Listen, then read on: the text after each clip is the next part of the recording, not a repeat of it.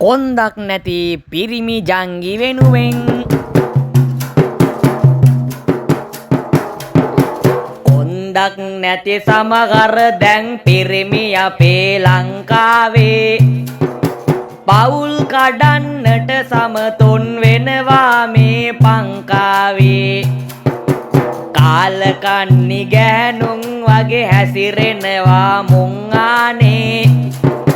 මුංගේ අනේ සිසුනය දැන් නගින්නේ මත් නැහැ වාගේ මුංගේ අනේ සිසුනය දැන් නගින්නේ මත් නැහැ වාගේ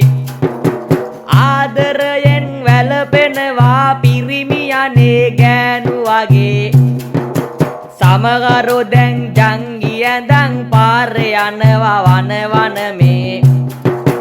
කොන්දක් නැති පිරිමි ඇත්ත රට තුල දැන් ඉන්නවනේ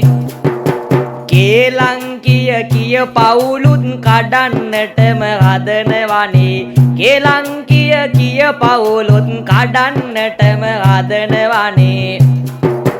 පිරිමි අදින කොට සාරිය ඇදගෙන මුං දැන් යනවා